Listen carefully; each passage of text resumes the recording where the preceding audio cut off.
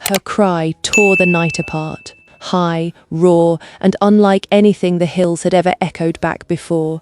I dropped the cup before I even realized I was holding it. The coffee spread across the floor in slow motion, dark and pointless, while my body already knew what was outside before my mind caught up to the truth. For weeks I had told myself I would sell the land.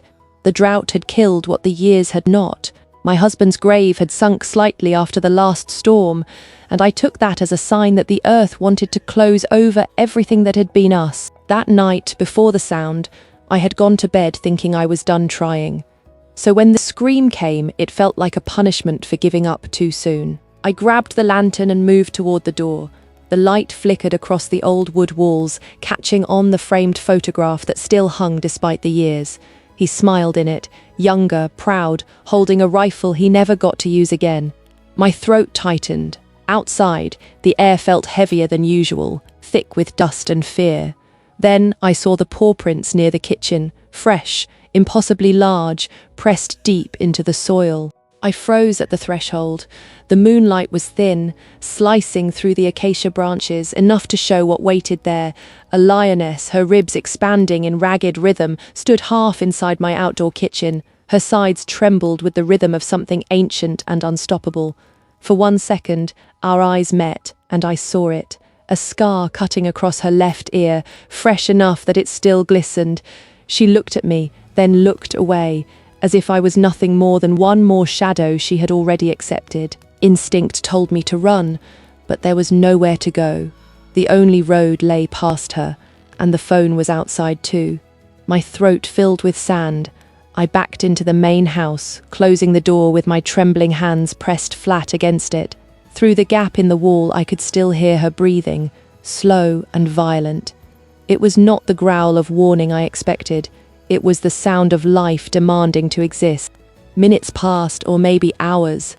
Time folded in on itself until the night had no shape. I sat with my back against the door, listening, holding my breath for each drawn-out growl. Then I heard the first small sound, a cry so thin and high it might have come from a bird. The second came faster.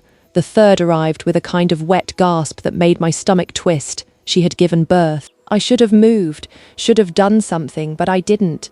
I just stayed there, hands covering my mouth, unable to believe that the same ground that had buried my past was now holding new blood and hope. My heart pounded with equal parts terror and awe.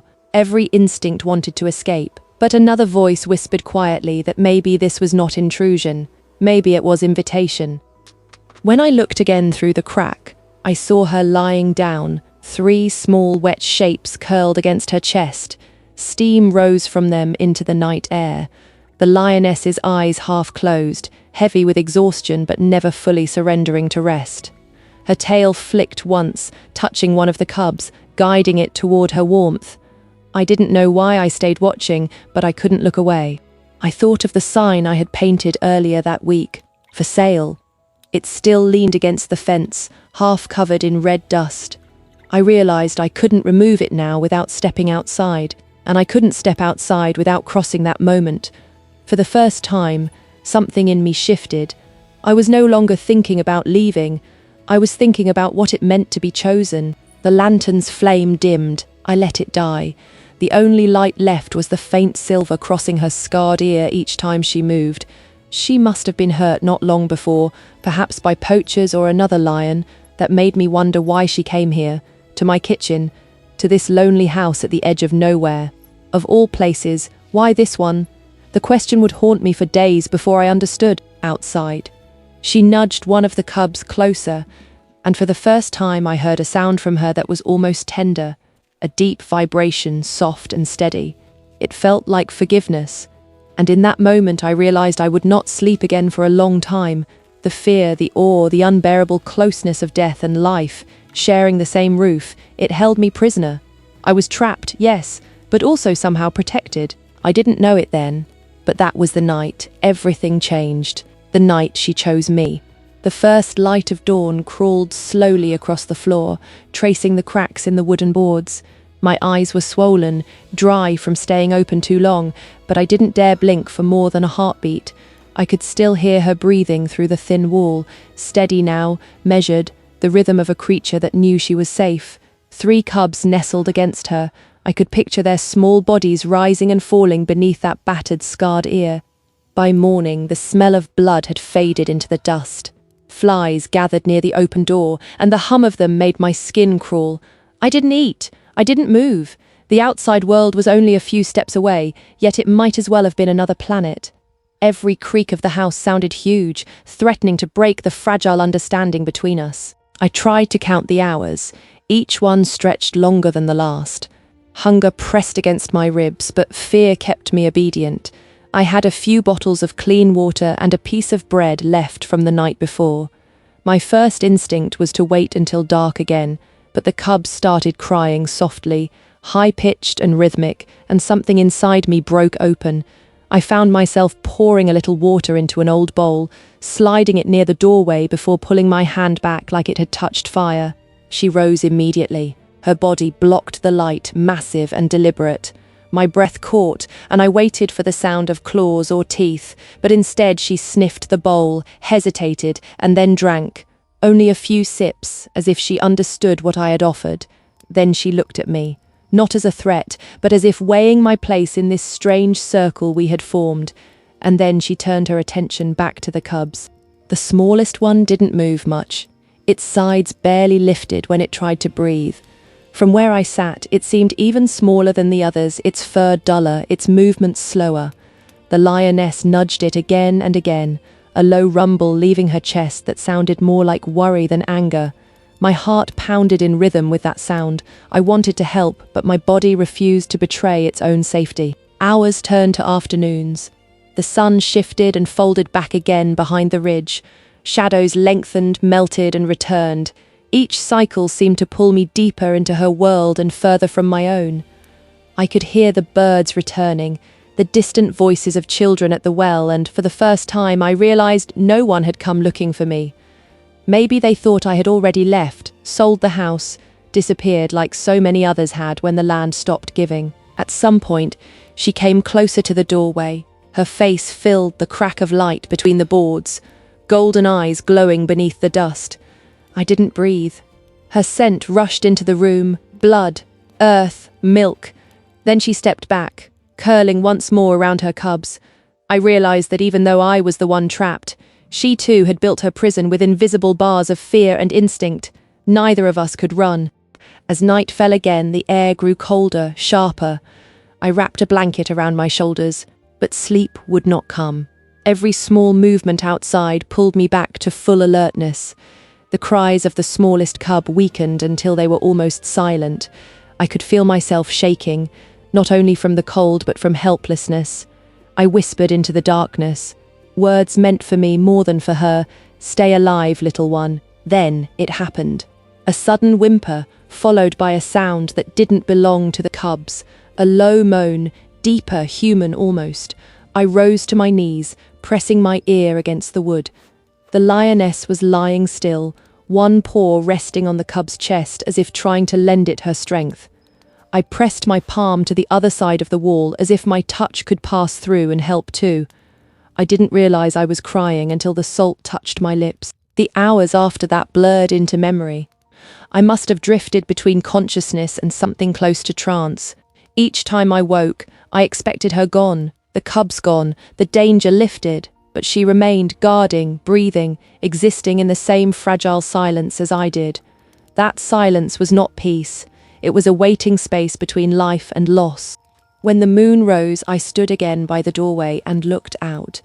The little one still moved, barely, but it moved. She was watching me again, eyes half closed, no longer threatening. There was understanding now, quiet and mutual.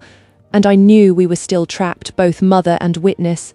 But for the first time, I wasn't asking for escape. I was asking for time. The second night did not come quietly. The wind scraped against the windows like fingernails, and somewhere above the roof, owls called with aching patience. I hadn't eaten in nearly 2 days, and the thin air of hunger made everything shimmer slightly at the edges. The lioness still lay outside, every breath a slow thunder that never stopped.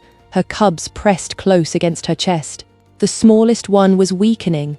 I could see it each time it tried to lift its head and failed. Something inside me twisted tighter with every tiny gasp.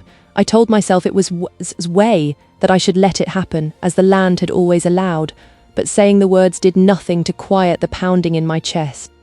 By midnight, the cries had faded. The lioness stayed perfectly still, her eyes half open, glowing in the lantern's dim light. She knew something was wrong. I could feel the tension in the air between us, a silent current connecting creature to creature. I don't remember standing up or deciding anything. My body simply moved as if another will had replaced my own. I took one of the old blankets hanging beside the stove and tore a strip free. My hands shook so badly that the fabric ripped unevenly. Each step toward the doorway felt heavier than the last. The earth outside was cold and damp, soft under my bare feet. The lioness lifted her head slightly when I appeared, but she did not snarl. She watched. The cub's chest barely stirred. Its breath came as tiny tremors, and foam glistened near its lips. I knelt beside it, my heart slamming against my ribs like fists on a locked door. The mother's gaze burned into me, steady but not violent. I pressed the cloth gently against the cub's mouth, wiping away what blocked its breathing, whispering words I didn't know I still remembered. Then things went still. For one impossible moment, time stood silent. The cub's body trembled again, harder this time, then released a weak hiss of sound. The lioness exhaled sharply, a low vibration rolling through her throat that sounded almost like relief. She lowered her head, nuzzling my wrist for a single second before pulling her cub back beneath her arm. I stayed motionless, afraid that even breathing might break the fragile peace I had just entered. When I stepped back into the house, I closed the door softly, my entire body shaking with what I had just done. The smell of her still filled the air, wet fur, warm milk, and something wild that felt older than words. I sat on the floor, staring at my blood-stained fingers. That red mark was not just hers now, it was mine. The hours that followed passed in silence. Each of us, woman and lioness, kept vigil for the same fragile heartbeat. Outside, the cub slept, breathing steadier now. Inside, I thought of my husband's rifle still locked in the shed, untouched since the day he died. He had spent a lifetime hunting what I had just saved. The thought split me open. I don't know when dawn came. It crept in so slowly that the darkness seemed to resist letting go. Through the thin cracks of the wall, a pale light stretched across the lioness's fur, and the small shapes pressed against her. The cub was still alive.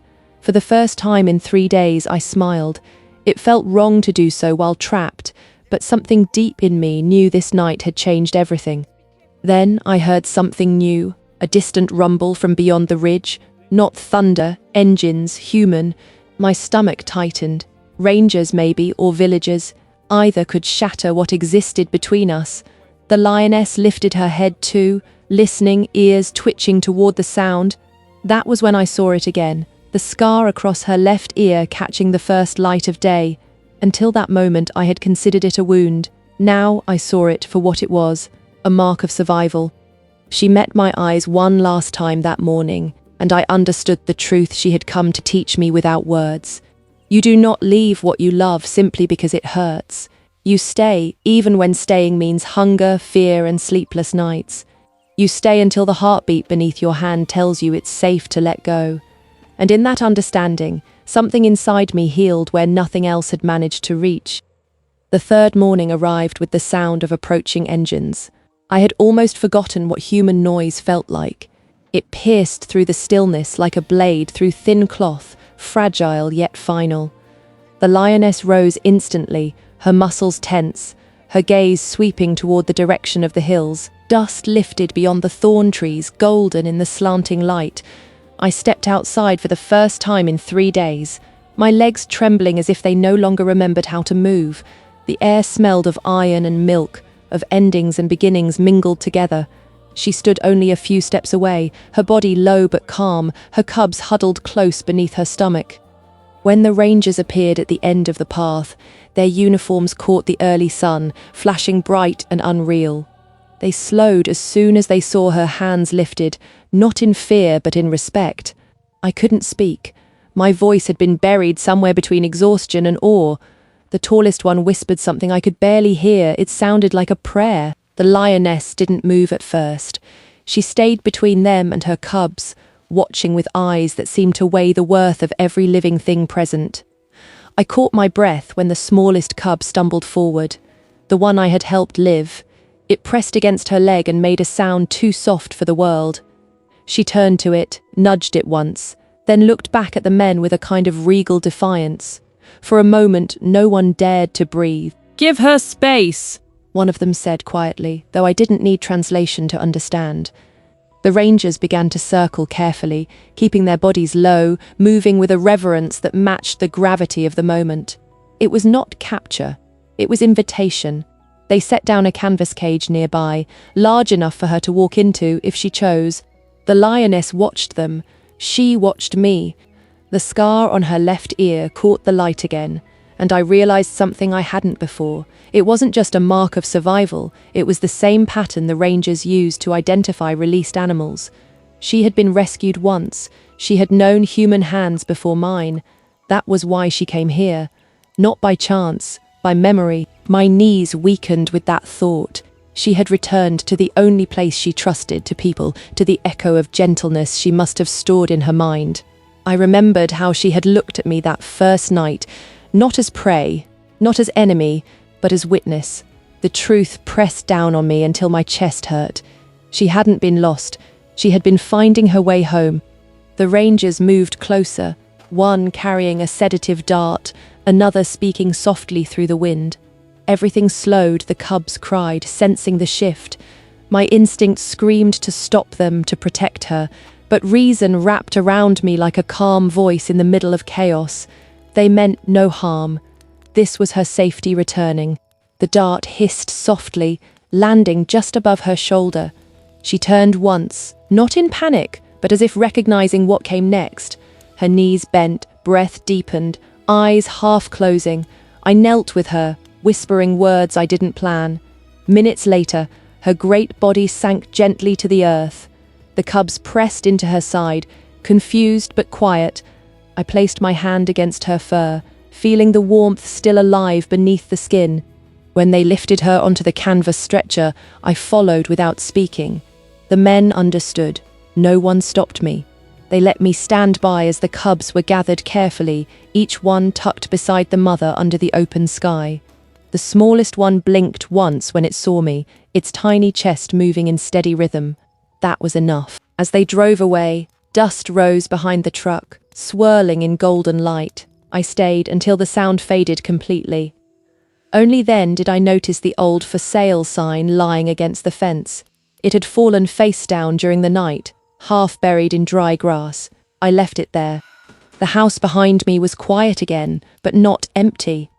The scent of her lingered in the air, the paw prints still dark in the soil. I looked toward the kitchen where she had lain, and I finally understood what had taken me days to see. She hadn't come here to be saved. She had come here to remind me what it meant to stay, to choose life even when it demands everything from you.